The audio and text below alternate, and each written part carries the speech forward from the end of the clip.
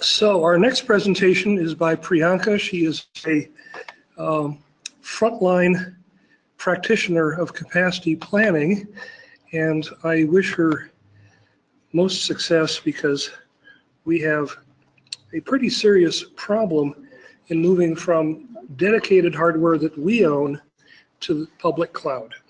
And she's one of those few pioneers with arrows in her back that can tell us about what it's like to actually attempt capacity planning in the public cloud. So first let me bring your presentation up here.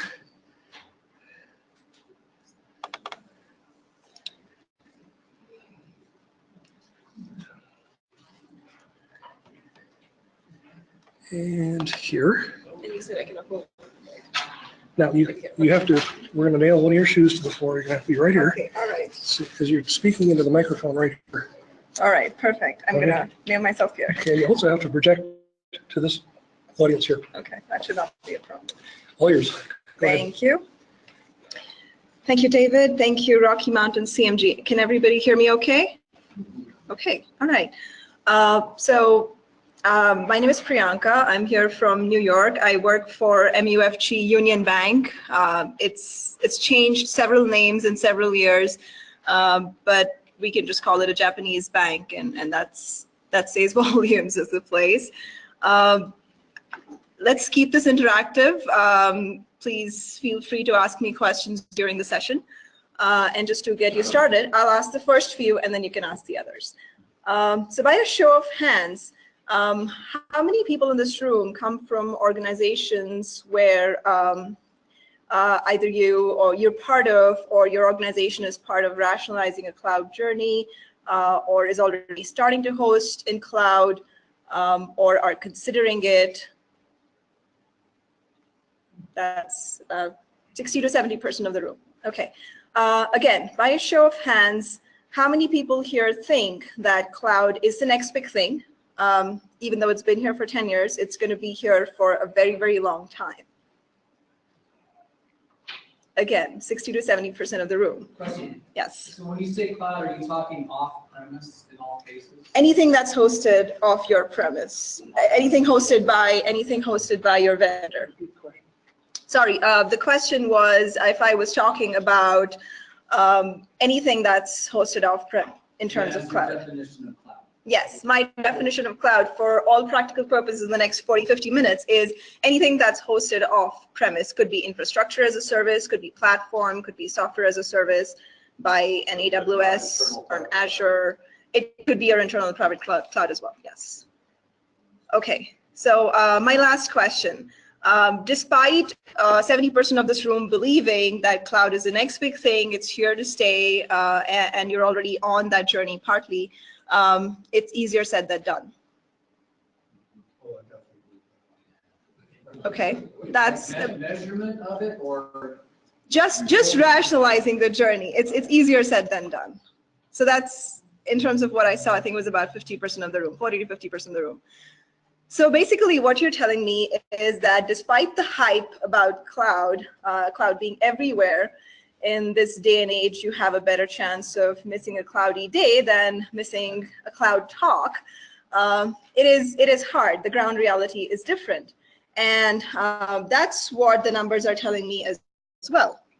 So the cloud adoption trend, this is picked up from last year, so the numbers may be slightly old, but the projections show us that cloud spending between infrastructure, platform, and software as a service is projected to grow tenfold in the next approximately 10 years.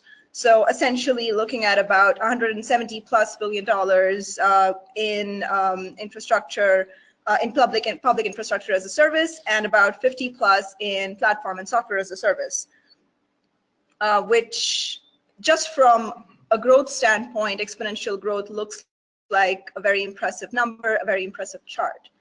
However, this is the worldwide IT spending, which is projected to be $3.87 trillion by 2021, and today stands at about $3.46 trillion. So if I did a little bit of math here, I'm looking at the current cloud IT spending to be less than 5% of the worldwide IT spending. It doesn't sound right when you see all these conferences. Everybody's talking about cloud. Amazon is out there. Workday, Salesforce have been out there. Software as a service. The IaaS providers have been out there in the market for at least 10 to 15 years now. So what you're telling me in the room and what the numbers are telling me, not very different stories, despite the several benefits that that cloud provides you, flexibility, agility, cost effectiveness, fit for purpose, there are still about 95% of IT spending that is not even geared towards cloud, and it's not even geared to be towards cloud in the next 10 years also. Why is that? Well, that's because it's easier said than done. The ground reality is different. It's easy for a CEO to sit in his cube and say, I want in the next 5 years, my midterm plan, most of my applications move to the cloud because I'm spending too much on data center maintenance, on power, cooling, cabling, storage, et cetera, et cetera. But when it trickles down through the change from the processes changing, from architects realizing how to now design solutions differently, from DBAs trying to understand what it means to have a data warehouse hosted in cloud, to application developers now starting to code for containers and microservices rather than on WebSphere and Apache containers, and from performance and capacity engineers realizing how to do business, how to operate when you cannot name your servers, when you cannot see your servers, when you cannot control your servers, when CPU memory on your server really doesn't mean anything because they're not yours anymore. So that's where we were challenged with. We started this cloud journey at the bank a couple of years ago, and it by no means is accomplished. We are still far from it. It's going to take us years, like every other organization. It starts out in waves. We're still building pipelines and our first wave of applications. But as application and capacity engineers, we were challenged with understanding what it means for us, how our business operation, how our day-to-day operation changes, and how can we continue to provide the same service to our clients and to our businesses as we do today if we moved whatever we have on-prem today into cloud of any kind. So that's what I'm going to spend the next 40 minutes or so talking about. All right, so before we get into the actual problem statement, we all understand what cloud is here, but I'm just going to spend a few minutes talking about it so we all speak the same language. We all understand what kind of cloud we're talking about. So we'll talk about what cloud computing is, different service and deployment models, and then I'm going to touch upon the problem statement as we saw it, as we defined it, and then what are some of the things that we did to work around it, to solve it, and how do we continue to provide value back to our business and to our customers with our applications now that are in cloud in different forms. Okay, and if we have time towards the end, I will take us through some examples. If not, you'll have these slides to look them over. Okay, so what is cloud computing? I should thank my husband for this, because he's an entrepreneur, a business guy, a very sharp guy, but when it comes to technology, he's not quite there. So one day he asked me, one day he asked me, what is cloud computing? What is Amazon providing? What is Microsoft talking about? So I sat him down and I'd come across this analogy somewhere, and I tried explaining to him. I said, see, when we were living in the suburbs, we owned a car, and we paid for the car, we paid for insurance, we paid for oil changes, tire rotations, and we paid for a house that had a garage to keep it, to store it, and that was expensive. But we could get up at 2 in the morning and say, hey, let's drive down 40 miles to that pizzeria that's still open because I feel like eating a pizza. And then we moved to New York. And quite frankly, if we could afford to keep a car in New York, then we didn't need to do our jobs. So we decided to get rid of the car And we started using public transportation, which is taking buses, the subway system, yellow cabs, and renting cars when we needed to take a vacation. And what that gave us was, first, a lot of cost savings because we didn't have to spend $700 per month in just parking.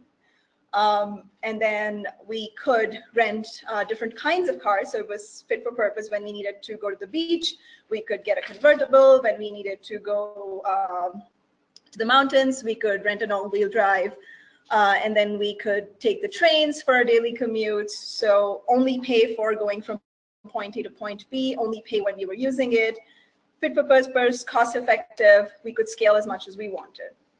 So that gave him a sense of, okay, now I understand what cloud is in a layman's terms. So I decided to take it one step forward and explain to him what the different cloud deployment models are. So back when we owned a car, we shared the expenses and we shared the use of a car. He would drop me to work, he would go to his office, he would pick me back from work, he would get me home. We were sort of running our own private cloud. Okay, he understood that.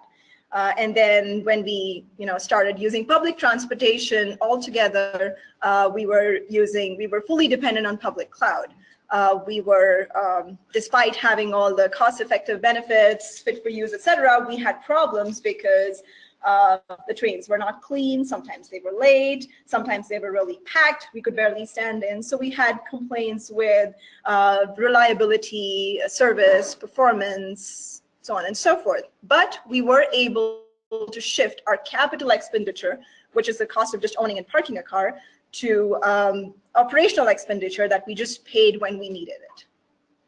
And then we decided that we would stop complaining about public transportation and open a Zipcar account.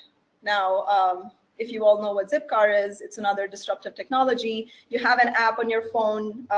There's a Zipcar that probably lives a block or two from you.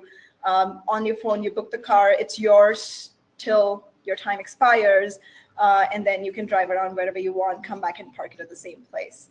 So it became our own little hybrid model where we had a car in our backyard, which we were only paying for when we needed it. And then we also had the trains. We kind of mixed the two models and called it our own hybrid, which is what most organizations today are doing. If you, like you were talking about mainframes, I mean, I've heard at CMGs for years now that mainframe is going to go away in 5 years and 10 years, but trust me, it's not going away anywhere. We all know that, right?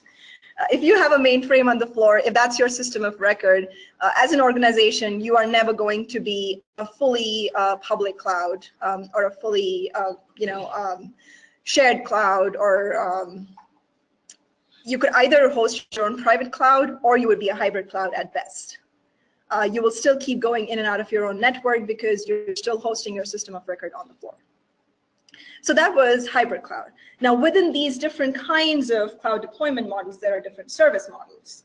So all the way up on the left is your traditional IT stack, where if you are a traditional IT shop, like we were, everything starting from storage all the way up to applications and everything that comes in between is hosted and managed by you fully. With infrastructure as a service, you take part of that, move it to the right, which is storage, networking, servers, and virtualization on top. And then everything after that is what you host on a vendor-provided infrastructure. As an example, Amazon EC2 instances. On top of that, if you're hosting your operating system, middleware, runtime, applications, and storing your data on top, that becomes your infrastructure as a service. Take a little more of that stack, move it to the right, becomes platform as a service, where the vendor is now providing you a pre-built, pre-designed container and a platform and a runtime. All you have to do is put your application on there and host your data. Okay.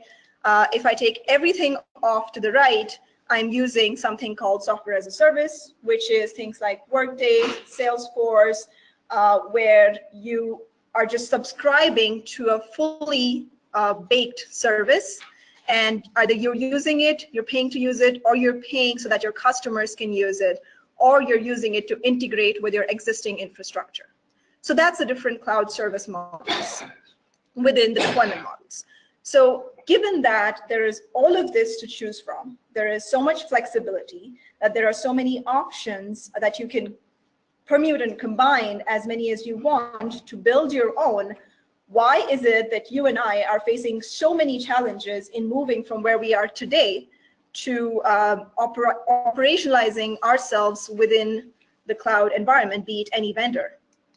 So when we were presented with the idea that the IT organization is now going to consider starting to move applications to cloud, which means we went through a rationalizing journey. We listed out all our applications and started to figure out which applications were needed or no longer needed, which of these could live in the cloud and which of these had to stay on-prem with us. When we started rationalizing that journey, there was enough work for the architects and the developers and the DBAs and the network admins to do. But from what we do is managing capacity and performance of applications throughout its life cycle. We needed to understand where we fit in there. And when do we fit in that journey? And how do we fit in that journey? What are some of the issues that we are going to start facing? How can we prepare ourselves for what's going to come tomorrow? What are things that we needed to do before the applications moved outside and started functioning and providing value back to the business and continue to provide the SLAs as they do today?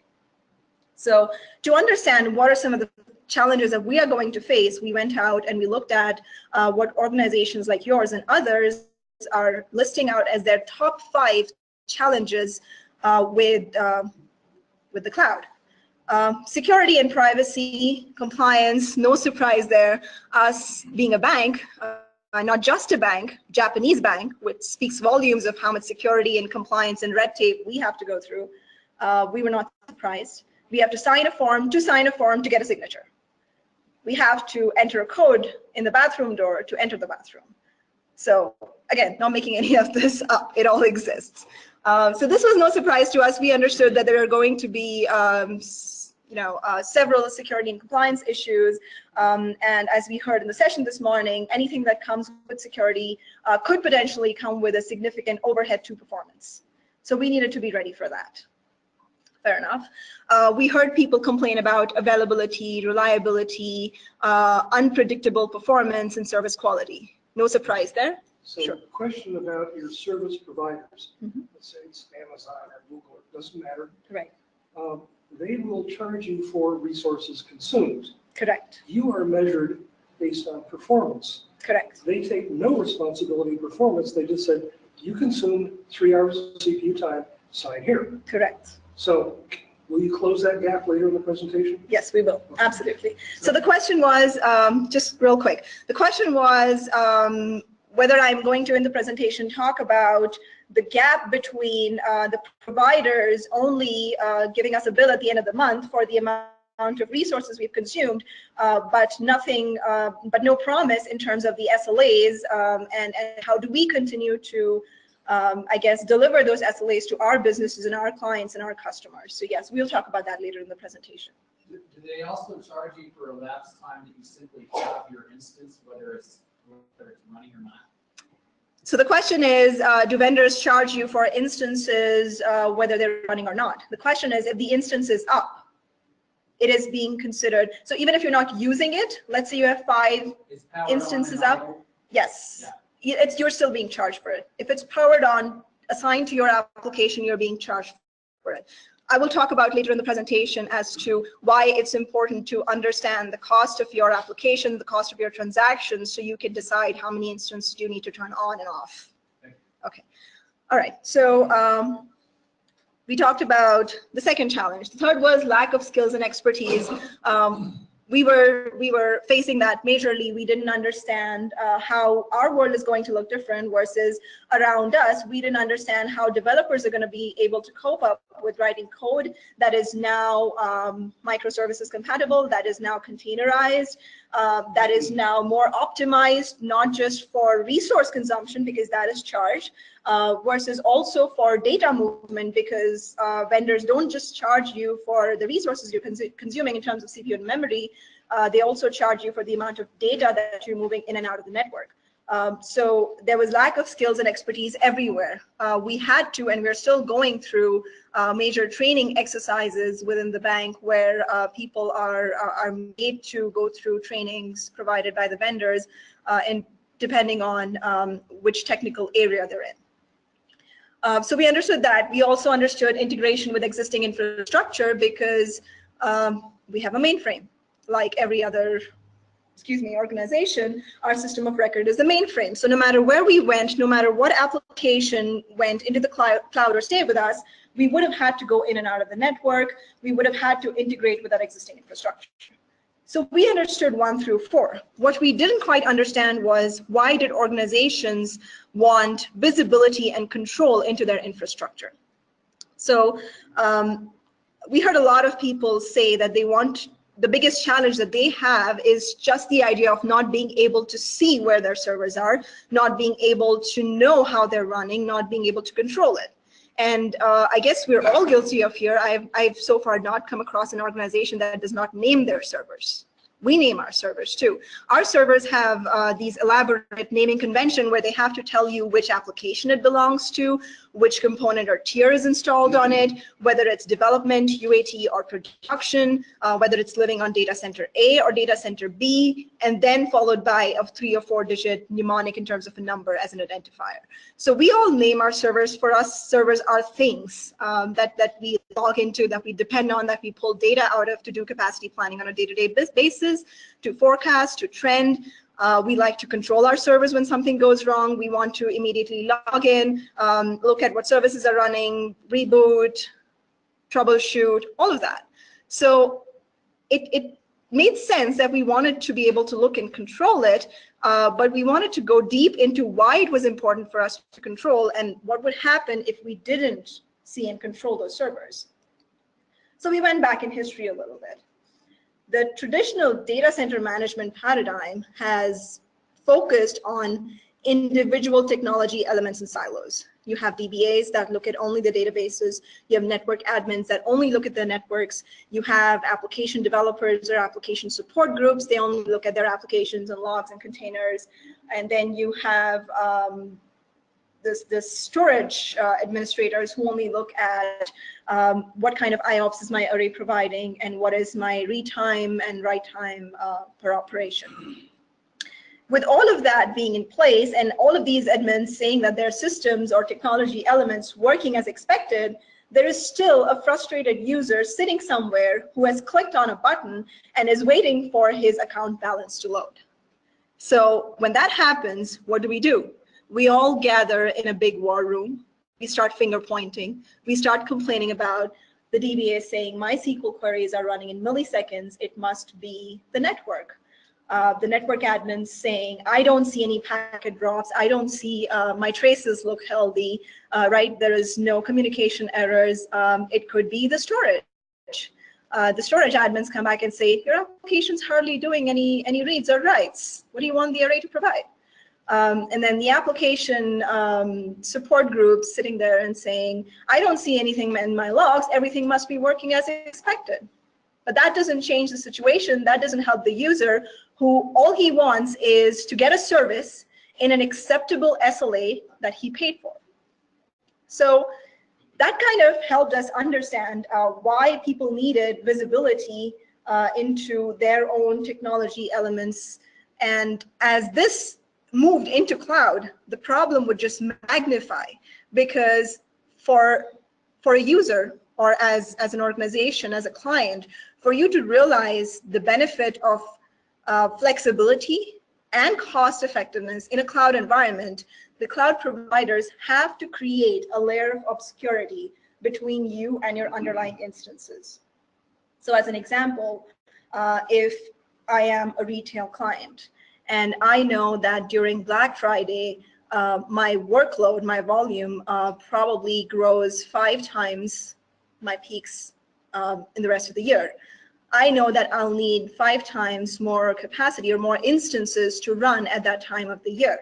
So for an AWS or an Azure or a Google Cloud to provide me that benefit, they have to keep me away from instances. They have to be able to add instances as my demand grows and then shut them down when I don't need them so I don't continue to pay for them.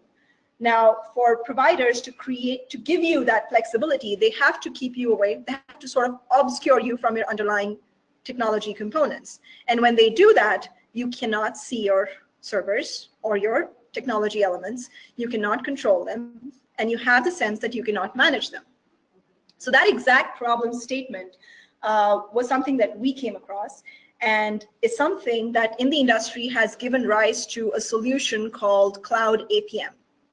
So if you understand APM, there are several vendors in the market that claim to provide application performance management solutions and services. And they have now come up with this fancy term where they say, we don't just provide you APM, we provide you CAPM, which is meant for cloud. So we were very thrilled that there's a solution out there, that there's a problem people understand, somebody's already solved it. So we wanted to go and get some of that information from out there to see what Cloud APM really is. But before we did that, we needed to define, we needed to create our own structure of what APM is before we went to cloud, because we were still running several applications on-prem. So one of my first responsibilities at the bank was defining what APM meant for us. And it means different things for different people, especially the word M. Some people think it's measurement, some people call it monitoring, and some people think it's management. So I didn't want to choose. I was greedy that way. I wanted it all. So I wanted to define APM as the practice of measuring and monitoring so that we could effectively manage the performance, availability, scalability, and serviceability of our business critical applications. And I didn't want to do that just in production, when if something had to fail and we had to recover, the cost would be 70% more than actually doing it during development. So I wanted this APM to fit in the entire software development lifecycle. I wanted the same solution to be accessible to developers so that they could find problems early on in the development lifecycle, that they could understand what would be the ramifications of every single line of code that they're writing. I wanted the same technology or solution to be available during testing, where performance testers and load testers could look at application performance and see and understand exactly how the application scales, whether it runs the same when it's 5 users or 10 users, 100 or 1,000 users, or whether the developers have written a single-threaded application that is going to continue to run this way no matter how many instances you throw at it, no matter how much CPU you throw at it. I wanted the same data to be available in production, the same solution or technology to tell me how my application is behaving in production, whether it is running as expected, whether it is consuming resources as we had projected. I wanted the solution to be able to alert, to be able to help us be proactive, because we weren't just responsible for capacity and performance, we were also responsible for production support when it came to application performance and availability. So I wanted that solution to give me data in production. And then I also wanted the same solution to provide some sort of a business value, so I could go back to my business users, to people who actually paid for the solution, to help them justify the cost of the investment. So I wanted to provide analytics to them so that they understood where their users were coming from, whether the users were happy with the service that we were providing to them, whether the users were using IE 9, that the technology still needed to support it, or was it obsolete already that we could move on, and what kind of issues were they experiencing, what kind of business transactions were they more likely to do, so that the businesses understood where to invest their money. And that served as a feedback into the development lifecycle. So that's what I wanted APM for us to do. Now, understanding what we wanted APM to do on-prem is a different thing versus knowing what we want to do it in cloud, because a lot of that doesn't really make any sense once you're in cloud, depending on which deployment and service model you're at. So if you were choosing software as a service, there's a vendor that's managing the entire stack for you. then you wouldn't care about how many container threads were available to your application, whether there were enough database connections, whether the storage was behaving as optimally as you wanted. At that time, all you would care about is it's software as a service. You promised me an SLA of 3 seconds. Are you delivering an SLA of 3 seconds? Versus if you were running an infrastructure as a service, then you wanted to know how many instances should you keep up and keep down, how much resources do you consume on each instance, how healthy is your container running, do you need to add more database connections to it, do you need to increase the size of your container, do you need to add more threads, does your code need to be optimized, so on and so forth. So in cloud, what we wanted our APM solution to deliver was, as a topmost priority, excellent end user customer experience, irrespective of what kind of cloud deployment model or service model we chose. The second thing we wanted to do was, in that rationalization journey, understand the cost of the application, not just at an application level, but also at a transaction level. So knowing that I have 6 servers or 6 hosts that make up this application, they run between 60 to 70% CPU on an average, wasn't enough for us, because things would be different as we move to the cloud. So we wanted to understand, what does it cost to run a single business transaction from every standpoint? How much data goes in and out of the network? How much resources are required? How much memory are we going to need? How many database calls are we going to make per that transaction? And once we had that detail, then we would be able to smart scale and understand how many instances did we need to keep up and down when we had a certain kind of demand, when it went up or went down. The third thing we wanted to do was mitigate that risk of unpredictable performance. So if we had visibility into our cloud infrastructure as much as possible, we wouldn't have to go fight with the vendor and say, at this time, Monday from 8 a.m. to 9 a.m., when I have all my business users logging in, you had a glitch in your performance. We would know exactly what happened in their infrastructure. We would know this is what happened from this time to this time. Performance went down or degraded, and it happened because of XYZ reasons. That was also part of letting our admin teams and us as well gain that visibility and control into our environment. And the last most important thing was SLA verification. Now, when I say SLAs, it's twofold. One is what you promise to your business and to your clients, that if they are using their accounts online, or if we are providing them a web service or any kind of a service, that it's going to adhere to some sort of SLAs. So let's say you tell your business that my SLA to you is 3 to 5 seconds per click. The second piece of that is, if part of that application or that entire application is hosted by a cloud vendor, then that vendor owes SLAs to you. So the vendor has to tell you, when you sign a contract, you have to specify that if I am calling your service for X, Y, and Z, you are going to return a response to me, which is last byte in to first byte out in, let's say, 1.5 seconds. So we, as capacity and application performance engineers, had to decide whether the SLAs that we are getting from our vendors, collectively that form this business transaction that go back to a business user, do all of them really add up to meet that 3 to 5 second SLA that we just promised to our business? So first thing, we needed to understand, before we even sign contracts with cloud vendors, we had to evaluate the solutions to understand that the SLAs they were giving to us were sufficient enough to meet the SLA we were giving to our business. And second, we needed to have something in place to monitor those SLAs, to know what those SLAs are. Because if my client is sitting somewhere outside on his web browser trying to load his account balance, I have to know that he's sitting there for 20 seconds and he's frustrated. I need something in there to tell me that. And on top of that, I also need the tool to tell me that it took 20 seconds because you went to vendor X, Y, and Z, and even though he promised you 1.5 seconds, he actually took 12 seconds.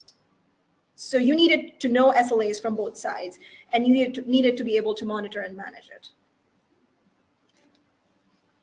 So we understood what APM was. We understood on a high level what is it that we needed from our APM solution. The question was, which way do we go? There are so many vendors out there.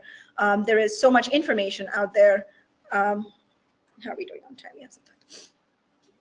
So we wanted to first understand what kind of an APM solution did we want to bring home, because there, like any other technology, there are multiple ways to get at a solution, right? There are multiple routes to get to a destination. And there are several vendors out there that provide you different kinds of solutions. When we went out for conferences like these to vendor booths and they explained their solutions to us, it was a lot of gibberish, to be honest. It was all about, oh, we have a solution that provides synthetic monitoring. We have a solution that does network taps. We have a solution that does deep dive container monitoring. We have a solution that does JavaScript injection. That's all great, but how do I know what is it that I need? How do I know whether the technology you're offering is even going to be compatible with what I currently have on floor? And when all of that moves to the cloud, what is it that I'm going to do? So to help weed some of that out, I took help from this slide, which is called Duality of APM. It's created by an APM evangelist who's called Larry Dragic. I don't know if you follow the APM space. He's very vocal, very active about different ways of doing APM and integrating it within your environment. So I modified it a little bit to fit our cloud use case. So broadly, every APM technology that's out there can be divided into one of these 4 quadrants. It is, from a technology implementation standpoint, is either agent-based or agentless, is either actively monitoring all the time or only passively monitoring. Now, combine those two, you end up with one of these 4 quadrants. So if you were, let's say, as an example, using an agentless technology, and you wanted to actively monitor all the time, you would be looking at what they call as synthetic monitoring. So you wouldn't have any agents running into your applications or servers or containers. You will just have robotic transactions that every 5 minutes or 10 minutes or 15 minutes, log into your application, do a business function, come back and tell you 2 things. 1, is your application available and reachable? And 2, what is the response time that this particular robotic transaction gave you? So that kind of monitoring is active all the time. And irrespective of which cloud service model you were using, you could use that kind of monitoring, whether you were deploying your applications on an Amazon EC2 instance, which would be infrastructure as a service, or you went with platforms, pre-built platforms, and you were just deploying your application configurations and data, or you went with a complete software as a service platform. Another example being, if you were to do agent-based monitoring, where's this? Okay, there we are. If you were to install an agent of any kind and you still wanted to be active all the time, and you wanted to know not just synthetic transaction response time, but exactly what your real users were experiencing, you would then be doing real user monitoring. Remote users cannot see your pointer. So I should actually, yeah. So that's what I'm talking about. There you go. Thank you.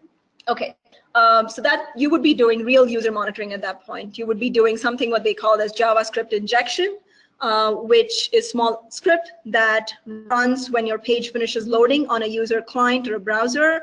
And once it finishes loading, it sends back some performance related metrics to a central server, which helps you understand that a user sitting in Canada did X, Y, and Z, and his response time was 5 seconds, 2 seconds, 3 seconds. In the same way, if you wanted to install an agent and get a little more than just the user response time, you wanted to know more about your application within the infrastructure, you would do something called deep dive monitoring. That kind of monitoring would be passive because it would only come into play when there were actual users, when there was something happening within the container underlying the application. So as an example, if I was running a Java.NET application on a container and I wanted to know whether my container is healthy, whether my application internally is healthy, if there are problems within my code at a library or a method level, I would then be considering this kind of monitoring. And that would be compatible, I guess, only in infrastructure or platform as a service cases, because in case of software as a service, the vendor is providing you the entire stack. So question here. these technologies are ones that I remember. We're all what I call verticals. They dive into a server, and they're like sonobuoys. They go from top to bottom, but they don't tell me the transition or transit of a transaction from server A to server C to server B to server F. Okay, and it's that second model which had this shooting star for about 4 years and then disappeared. I didn't know if you ran across it in your search. We did. And So the it's called question. horizontal monitoring, and it follows the transaction regardless of where it goes, but it says, tell me how much time you spent at each server. Don't tell me what you did there necessarily. I'll figure that out once I figure out which server it is. You're right. So when we were searching for APM solutions, what you're looking at is what you're talking about. So the question is,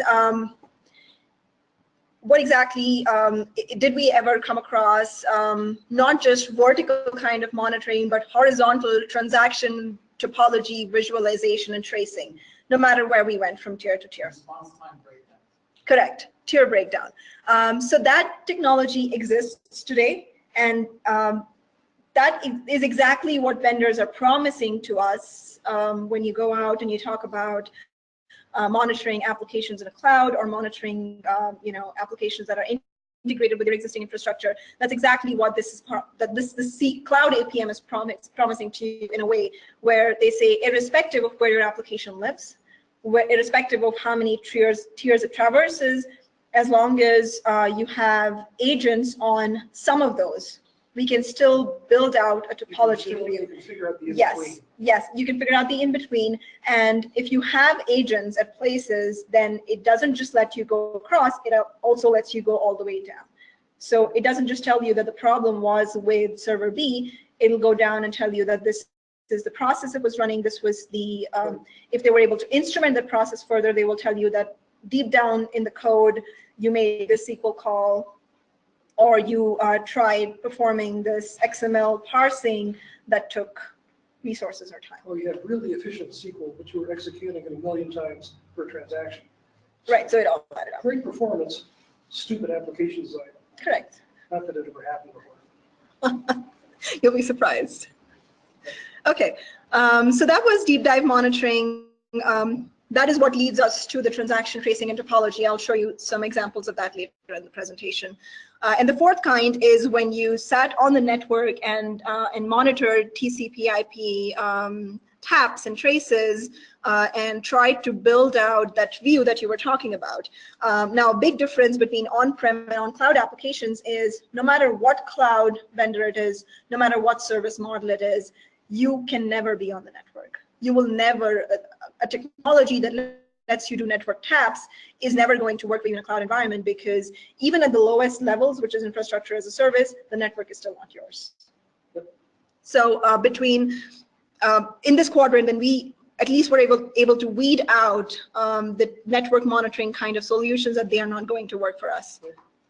One point we saw, one vendor was SuccessFactors, and they actually owned the APM software, the CAPM, and they would charge you for the ability to do horizontal monitoring. They owned the software.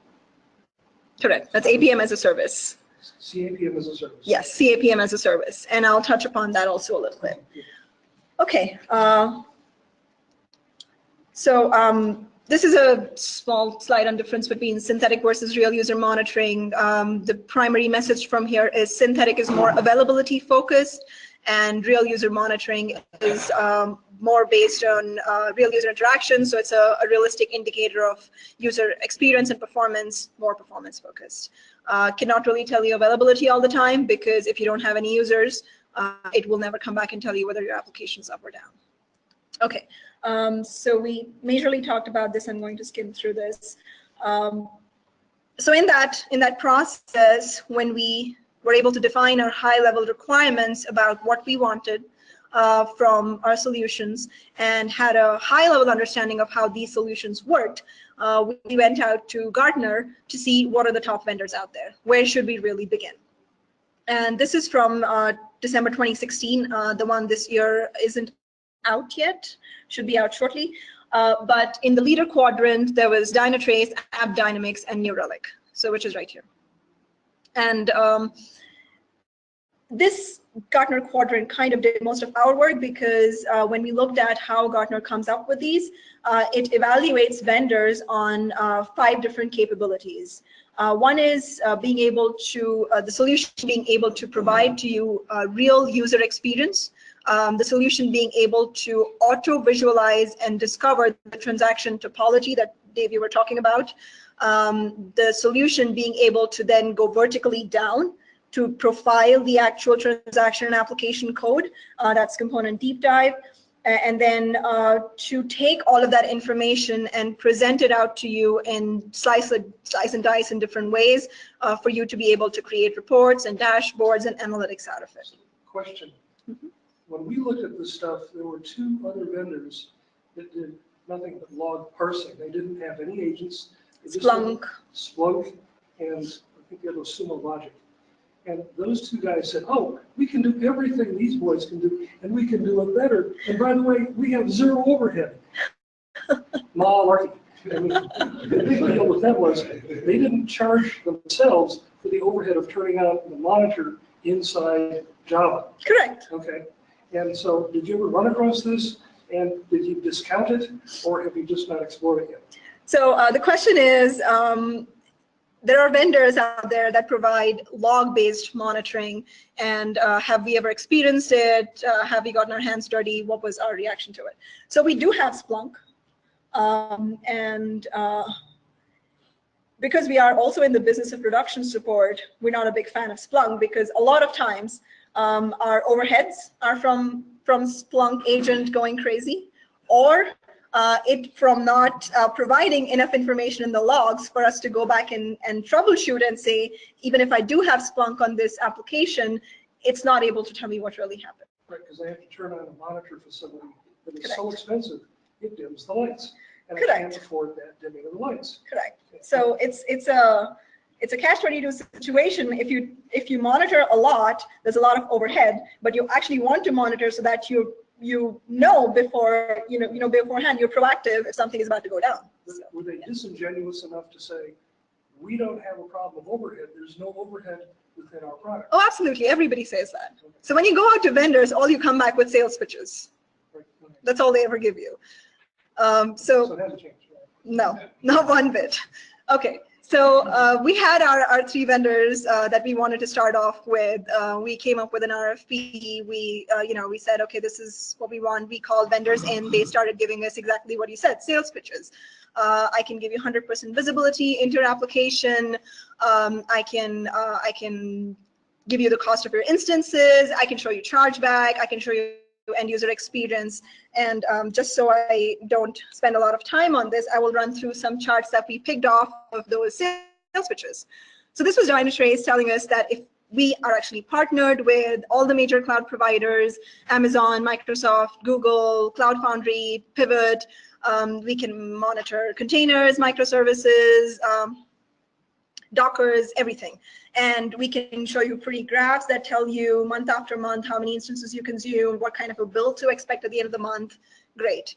We can show you that transaction topology that you were talking about, Dave, the end-to-end view that your users or a web request came in from here. It went to a web tier, or it made a third-party call, went to a backend service, it went to a customer front-end service, and back in within your infrastructure, made probably 100 calls to the database, which you decided to still keep on floor, and this is what happened at the end of it.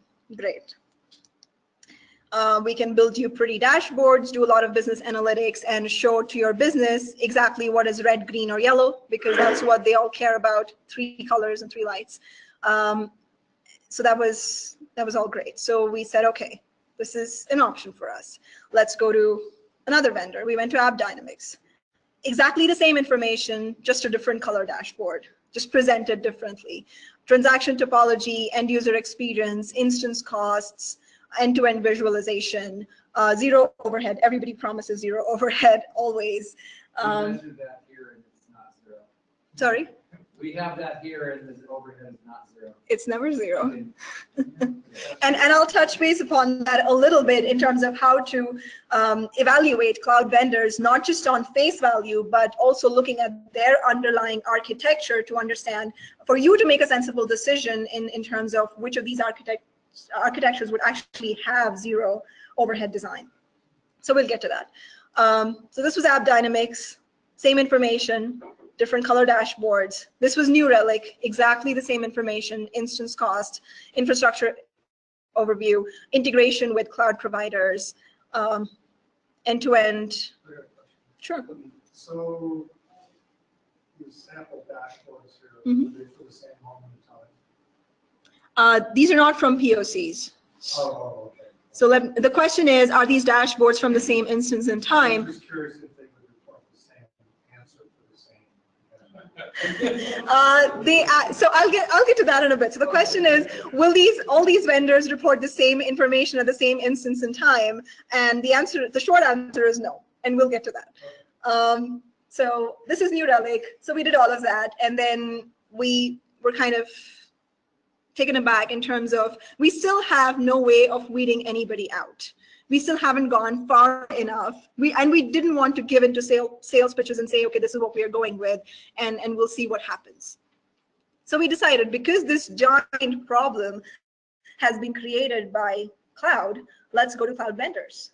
So I don't know if you're aware, and this is good information, that most of the cloud providers are now also providing APM as a service. So Amazon is providing Amazon CloudWatch and X-Ray, which is a service that helps you monitor events within your infrastructure, that reads off of logs, it traces transactions, maps business functions to Amazon services, and it lets you put all of that together into chargeback metrics, into reports, availability, so on and so forth. The only disadvantage, it only works for AWS. So if you have, Funny thing about that. if you have anything on-prem, if you have anything outside of AWS, you have zero visibility. Okay, so we went to Microsoft, Azure. It has something called an Azure Monitor, provides exactly the same functions, same kind of information, but again, works only for Azure environment. No good for us. Same thing with Google, Stackdriver. The only advantage was that it works not just for Google Cloud, but also works for AWS. They've somehow found a way to integrate with CloudWatch, and it kind of gives you that information back. Now, if that was my problem that I wanted to solve, that I want to be on 2 different cloud providers, this was a great solution. But unfortunately, that wasn't it. I wanted to be on-prem and in cloud and still have that end-to-end visibility as my transactions traversed a complex web of tiers and went back to provide something to a user. So this didn't work out for us, and we somehow went a full circle and ended up exactly where we started.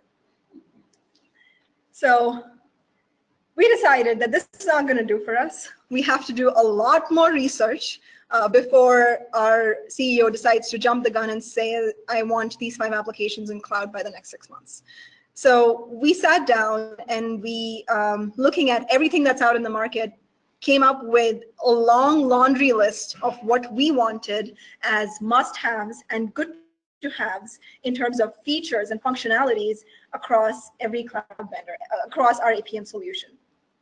So I'm not going to go into details of all of this, but you'll have these slides. So this serves as a good starting point in terms of if you ever have to define requirements for your own APM solution, this is a good checklist.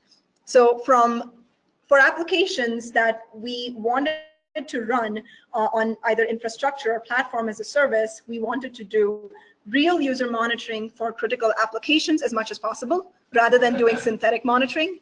And with that real user monitoring, our must-haves were we wanted information real time about all our user activity, 100% data capture rate, and we wanted to be able to tie that user activity into business transactions, so we could go back and say these many users do fund transfers, these many users do account balances, these many users do X, Y, and Z. And this is the response time that they're seeing on their end. So this then ties back to us being able to go back to business and say, we promised to you 3-second SLA. Here are your users across the geography. They're all under 3 seconds. Happy scenario, never happens, but at least we would have had that visibility. So that was our must-haves. And then with synthetic monitoring solutions for services, we do have Salesforce. So for services where we couldn't do any kind of agent-based injection, we at minimum wanted to do robotic transactions, which is what synthetic monitoring gave us. So from that, our must-haves were, we didn't want to just know how long it took to go to the page and come back. We wanted to know that these 50 elements made that page, including images, JPEG, CSS, XML files, and if the page took 10 seconds to load, that it wasn't on the network, that it was on this third-party call, or this is where the time was spent. So that was called as object level details. And we also wanted to know what our last mile response was.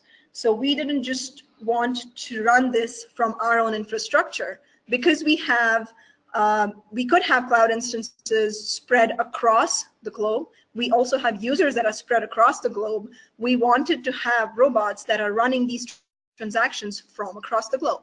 So we knew that a person who's sitting in Europe or a person who's sitting in Tokyo is seeing response time XYZ versus a person who's sitting in New York is seeing ABC. So that was that. And from our deep dive monitoring solution, that's a lot to take in, so let's not go into details. But overall, we wanted to understand what our container health was. We wanted to be able to trace transactions as they went from tier A to tier B to tier C, as long as we were present on enough tiers in that topology. We wanted the tool to be able to connect the dots for us. In addition to that, we also wanted the tool to go all the way down to tell us if there was a problem with a certain line of code.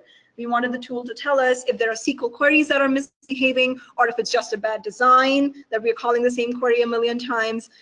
We wanted to know if there was enough room on the container heap, if the garbage collection was running healthy, if I had enough database connections, so on and so forth. And then some good to have capabilities, which you can read offline.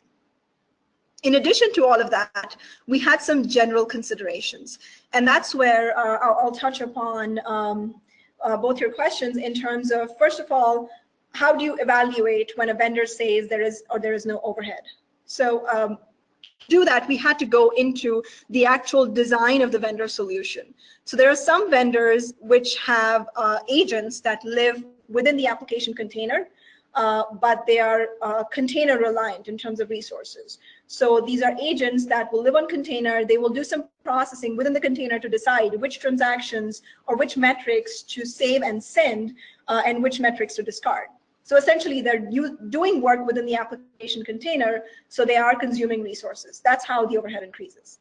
And then there are some vendors whose design is sort of based around dumb agents. So they just have agents that live in the container, they pick up all the information, and they just port it across. And then there's a central analysis server that decides what to do with that information, how to put it together, how much to keep, how much to discard. So that's where they manage to reduce the overhead. In terms of how much data they provide, there are some solutions that work on a gapless design in terms of they capture everything, then they provide you everything. And then there are some solutions that work on an aggregate model, which is they take the metrics across transactions, they aggregate all that data and tell you that out of these 100 transactions, 5% of your transactions breached the SLA, so they were slow. The other 85% were within your SLA, and the other 10% were outliers, so on and so forth. So to answer your question, no, not every solution will give you exactly the same kind of information, not just in terms of metrics, but also in the actual value of data. Because if I was to compare response time data from solution A versus solution B, it is going to be very different, because solution A is trying to not capture everything to keep the overhead low. It's trying to aggregate everything and give me a number. So there is a lot of possibility for statistical error there. And then there are solutions that are capturing everything and then trying to present all of that information back to you. So just evaluating vendors on what they're providing is insufficient, you also have to understand how they're providing it to you internally. Some other considerations were how easy were these solutions to deploy and roll back if something went wrong. How would they gel in with our choices of cloud service models, whether they were infrastructure, platform, or software as a service. We also wanted to understand what was the situation of these vendors in the market in terms of how much of a market share do they capture, what their timeline looks like, what their pipeline looks like, what do they project to be able to do in the next 1 year or 2 years, and does that align with our strategy as an organization? So, excuse me, all of that had to be considered before we went back into the market to make a choice. So, long story short, we took all of those requirements, put it down into an RFP, went out to about 4 vendors, and came back with a solution. Deployed it, and I have a few examples from there. How are we doing on time? You still got half an hour. Okay, I went fast. Can I just ask a follow-up to Sure. Dave's question earlier? It's been a couple of years since I've looked at some of these tools like AppDynamics and Dynatrace and all that, but my experience with it is that they would instrument the runtime, and for example, if they were going to report to you that your database is running slow, they didn't do that by instrumenting the database. They did it by looking at the runtime and saying that you made a call that looks like it was talking to a database. Correct. So they couldn't actually follow a transaction across multiple tiers. They could just sort of infer that you were going at least 1 hop away, and they would measure that for you. Is that still how they work, or can they actually piece that together? So the question is, do vendors actually monitor every single tier, or do they just see outgoing calls and infer the following hops and the performance from it thereof? Did I get the question right? Okay. So you're correct. Most of these solutions where you're working with agent-based technology, you're actually installing agents on the instrumentable tiers. So in an on-prem scenario, you will install agents on web tiers and on Java, .NET, or C++ based application tiers. And from that point on, if you're making calls out to a database or out to a web service or out to a mainframe, the tool will be smart enough to tell you that you made these SQL calls, this is how many times you made it, this is how much time you took, or you went and made this web service call to this particular endpoint and you called this service or method, this is how much time that took. Beyond that, if you went 4 hops, the tool wouldn't know that. Okay. That's still the case in on-prem. Where it differs in a cloud-based monitoring solution in CAPM is they've now come up with these agents that run on your instances, no matter whether they can instrument any Java, .NET, C++ code or not. So if you had 10 instances in infrastructure, in your cloud infrastructure, you would install an agent that would be part of your OS image that would wake up every time an instance was brought up. So you didn't have to know all your instances beforehand. If your workload went up, an additional instance would come up and it would wake up with that APM agent. And what that APM agent would then start doing is communicating back to a central server information about the instance, about all the processes that are running on that instance. And if any of those processes were further instrumentable in terms of whether it was a Java or a .NET or a web or a C++ or even a database instance, it would auto-instrument those processes and then start giving you deep dive information. So from that point on, what has changed is the solutions have expanded their technology base. So now you also have agents for MQ, you have agents for databases, you have agents for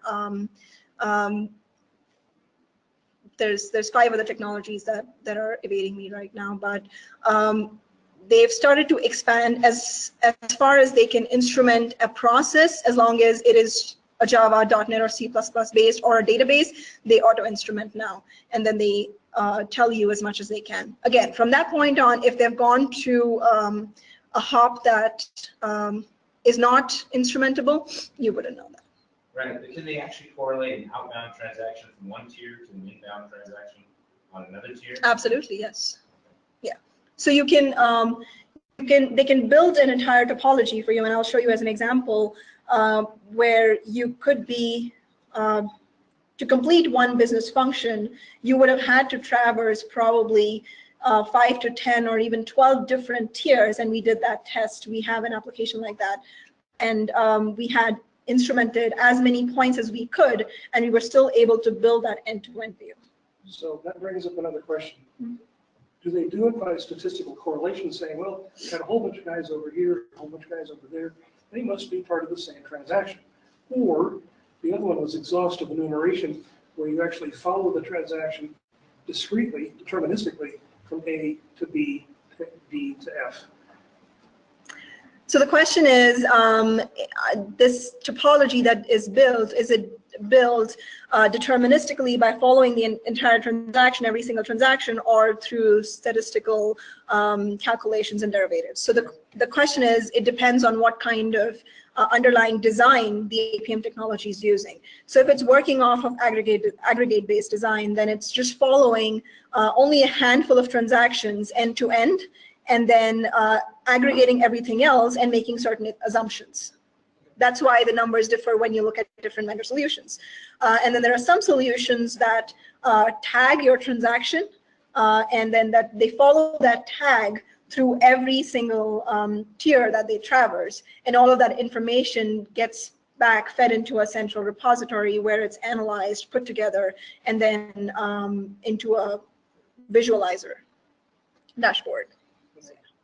It depends on how the vendor has implemented their design, and that's some of the stuff that we learned the hard way, because when you start off, all you see is, like I said, sales pitches, fancy dashboards, but it doesn't help you decide what are you going to be stuck with once you made a decision without understanding how they work underlying.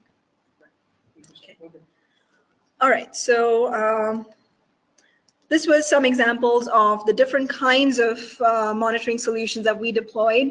I'll try to simplify that complex image. So we had an application that was completely vendor hosted, so software as a service, and we had users external as well as internal to our organization.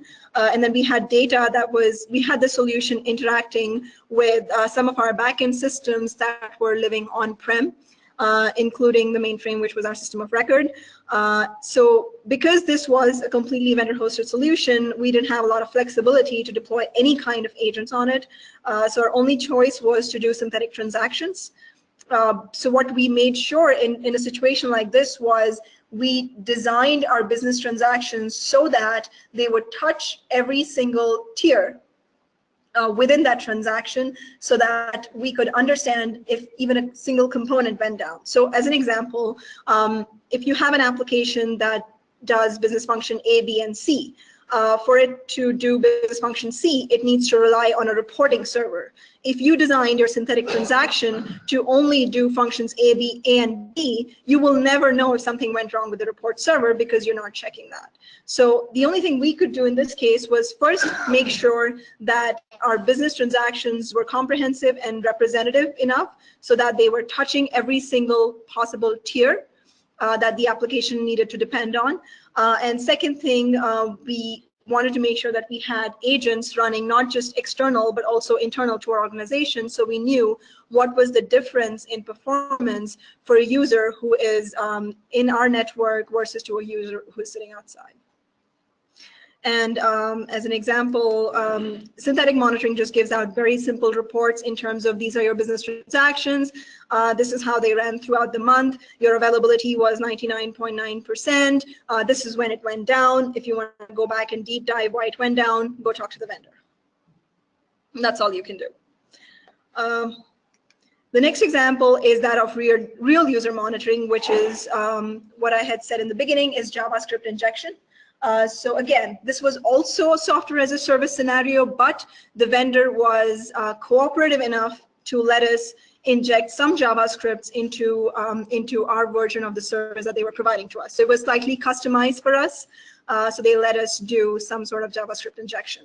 Now, what that JavaScript did was, as the page loaded on a user's browser, it collected some information, performance-related data, and sent it back to a central server that we were hosting.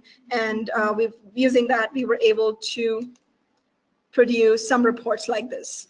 So we were able to know where all our users were coming from, whether their experience was red, yellow, or green in business terms, what kind of business functions were they trying to perform mostly, and what was the individual response time of the business functions. And this is response time broken by top user locations, and then user distribution by location, so that our business could know which areas, which geographies have a problem, or where should I invest my time and money in. That's another example of a real user monitoring report. What that is telling you is giving you sort of a breakdown in terms of response time into client time, network time, and server time, the three high-level components. So if a user saw a response time of 7 seconds, 2 of those were spent in client rendering, 3 of those were spent in network, and the rest was server time. So you couldn't hold the vendor responsible for network time or even client rendering time. In most cases, you could really hold them responsible for server time. So this sort of helped us validate vendor SLAs, in terms of were they really meeting that SLAs that they promised to us. And on the other hand, was our actual client able to see the SLA that we promised to the business? I'm just curious. Every time I see charts like this, I immediately think that I want to know so what. So do you actually annotate these with the so what? What's the interpretation? What am I supposed to draw from this? Right. So the question is, what do we do with these charts? If I look at this chart, so what? Is, it's like making a combo. Throw it all up there. So infer what you wish. I gave you a bunch of stuff. Right. So what we so part of us evaluating a vendor solution also was how much can we customize the data that they're providing to us in terms of reports and dashboards, because our audience was not just us. Our audience was our business. Our audience was our data center teams, our admin support teams, our developers, our application support groups. So yes, what you infer from these charts, in addition to the red, green, and yellow, is you could annotate these charts with notes that point out and say, okay, at this time, we saw a change in availability or a drop in performance, and this was why. There always has to be post-evaluation. These charts will tell you that from this time to this time, this was how the graph looked for any metric. But then it goes back to the solutions that you chose. Do they come back and tell you why? Do they come back and tell you how did the problem progress from point A to point B? What was responsible for that change in pattern or the change in behavior, or for that outlier that you experienced from this time to this time? So yes, there has to be post-analysis. The tools have to be smart enough to tell you how to do that post-analysis, and then for you to be able to integrate that information into the tool itself. I'll give you an example. We also came across during all these sales pitches that Dynatrace has something called their integration with Amazon Alexa. Now, if you're familiar with Amazon Alexa, it is a device that is connected to the internet. You speak out commands to it, and it blurts out responses as long as the question is answerable to it. Right? It cannot answer every question. So what Dynatrace has done was they've integrated with Amazon Alexa and come up, and not just integrate with the internet, they've integrated that device with a Dynatrace running environment. So if you do have alerts or incidents within your environment, it tells you that you have an incident going on this application, which is has been taking place for the last 10 minutes, and it thinks that it is because of so-and-so reason. So technologies are getting there. They're getting advanced, and as as cloud deployments mature, as cloud providers mature, these technologies are having to keep up with the next gen AI, with the next gen technologies, and continue to provide values back to business. So yes, we did come across that. Okay, moving along. So this was another example of a complex, I should say about 7 to 8 tier architecture of one of our applications that was talking to our system of record in Tokyo, that was talking to 3 different applications, each of them having about 3 to 4 different tiers. We had to ensure that we were monitoring performance of this particular application from end to end. So in this case, we were able to, given the technologies, were partly .NET and partly Java, we're able to install agents on some of these tiers, not all of them. And then, of course, we couldn't put anything on the mainframe, even though vendors now have agents that monitor mainframe as well. So we were able to be present on some of these tiers and still be able to have all of this information go into a central collector, a central analysis server, which would tie the entire topology from point A to point B and give us something like this. So it would tell us that a user came in here or here, and then this is how much time it was spent on the browser.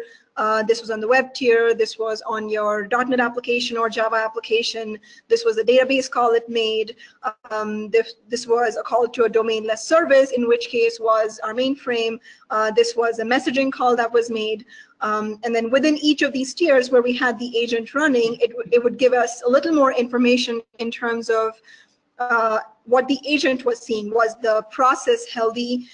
If there were any failures within the application, if the host itself in terms of the instance was that healthy, or were there issues at the CPU, memory, disk, or network level, so on and so forth. And with simple interpretive red, green, yellow charts, so we could look at it and easily say that, okay, this tier seems like a problem, or this tier seems like a problem that we need to now go look into further. These are some examples of, again, charts that show you container health, and the so what from this has to be derived in terms of not every chart is meant for every user.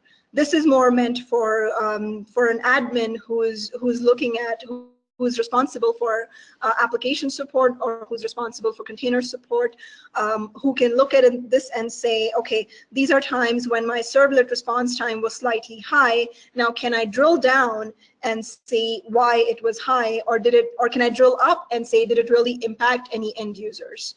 So that's where our requirement to have a wholesome technology, to have an end-to-end view was important, because no matter where we started, we wanted to be able to either go down to find out why, or go up to find out what was the impact.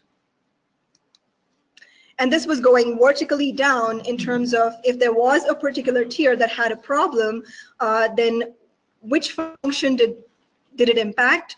And then within that piece of code, whether it was a SQL statement or a million invocations of a SQL statement, or a method, or a web service call, or an exception, or an error within the code, was what was responsible for the degradation of performance.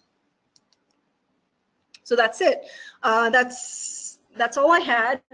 I tried to put a lot of information in there. It was a long journey that we are actually still on, but unfortunately, the law of serial position tells me that you're not going to remember a lot of this. You'll only remember what I said in the beginning and what I'm saying at the end. No, there's a 70% in the beginning, 100% on the close, it's the middle that's the problem. Right. So this was the 70% at the beginning, and this is the 100% at the end. Everything in the middle is gone. So. Right. That's when people go in that literally hammock mode where you're kind of, okay. So if you were to remember any of what I'm about to say, please remember this. Irrespective of how you rationalize your applications, what you choose to keep on floor, what you choose to migrate, to which cloud vendor, to what cloud deployment or service model, irrespective, if if you as an organization, in my opinion, has to survive in this cloud day and age, you have to move away from that traditional data center management paradigm. You have to move away from being attached to servers and individual technology elements and silos and start looking at things from, from an overall holistic perspective in terms of looking at performance and capacity from an application standpoint, from a business function standpoint, and from a customer standpoint. So that's what I'll leave you with. Thank you. Thank you. Thank you. Are there any questions? We're about 2 minutes away from lunch being ready, so ask 2 more questions or head to the restrooms. Do not approach that young lady over there on the camera. Question for you. Can you send us the slides? No. Sure, you have the slides. I don't know, is there a place that you would put them up, or I could email them to on the you? CMG website, the Okay. CMG website. Perfect, so you'll have the slides. What was the driver for your business to go cloud?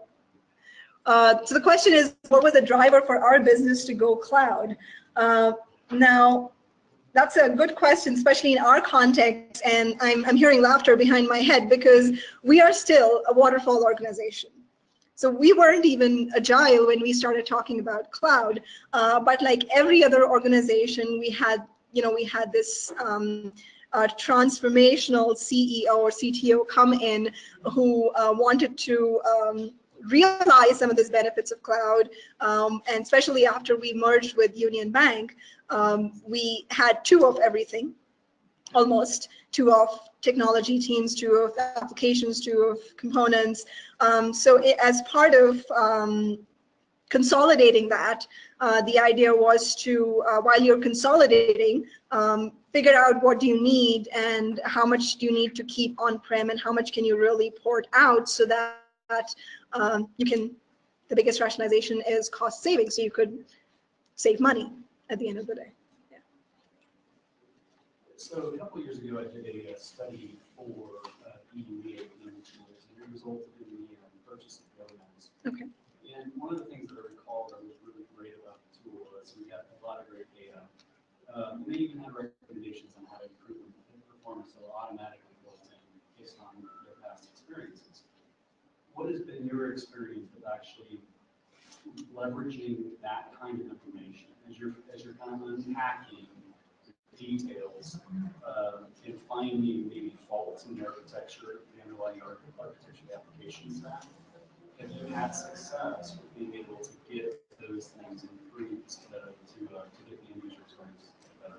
So the question is, what has been our experience with some of these technologies? Have they really helped us improve our underlying application design or architecture or code to help us realize those SLAs? Excuse me. So Gomez, I believe you're talking about is a synthetic monitoring solution. Yes, so it is. I don't know if you followed Gomez. It's now owned by Dynatrace. They provide, that's their synthetic monitoring solution, is sort of a merge of Gomez and there's another technology out there that they bought both and came up with their own mashup. Going back to your original question, as an example, we had, the reason why I kind of wanted this APM integrated early in the life cycle is because what was happening was we were going towards the tail end of an SDLC and finding out that there were problems and then going back to development all the way rolling out code changes, new versions, delaying releases, and thus impacting business timelines. So the tool that we chose helped us tremendously in being able to not just meet our SLAs, but in being able to save us costs. So as an example, the complex 10-tier architecture I was showing you a couple of slides ago, one of those tiers was written so that it wouldn't scale beyond 5% of its sized workload. So this tool helped us not just identify which tier was actually preventing us from being able to scale. Of course, this was during testing because by then we'd already gotten we were late in the life cycle of implementing this tool. This was one of our early rollouts for the APM solution. So even during testing, we weren't just able to go back and say, okay, this is the component. We were able to go down and say this particular component is not letting you scale because it is doing some sort of certificate validation in a single-threaded fashion. And that's what helped us then scale the application, because without this tool, the idea was to just add 10 more servers to help it scale. And now the cost is not just the cost of server. The cost is also of licensing the software, which today is more expensive than the server itself, because when you virtualize, CPU isn't really a problem. You're only rate limited by memory, which isn't that expensive. So that's one of the examples. There have been several cases since where we have been able to get that end-to-end visibility horizontally, and then if you find a problem tier, go all the way down vertically, which is why we decided to give our developers access to this tool so that they don't come to the tail end of the life cycle and discover, oh, this was bad. So you're finding that the data actually helps, because it's always an interesting conversation as an infrastructure support person to have that conversation with the app team and say, you know, your app stinks. Have you found the data is actually driving better conversations? Absolutely. Not just with the application developers. Yes, you can always go back to the developers and say, your application stinks. Not just your application, this part of your application stinks, and here is the proof. But you can have the exact same conversation with a vendor, which to me is more powerful. So if a vendor provides me a piece of code that I have no visibility into, then I can just go back to the vendor and say your code is not scaling, but the vendor will always come back and throw it at you. It must be your environment. You may not be configured well. The way they size your environment, or they ask you to size your environment, is ridiculous in terms of they always size you for 10 times of what you need. So it helps drive better conversations, not just during development, but also we've had several instances in production where we've seen outages because of a vendor code, which didn't come out early, but in production it did. It helped us have better conversations with.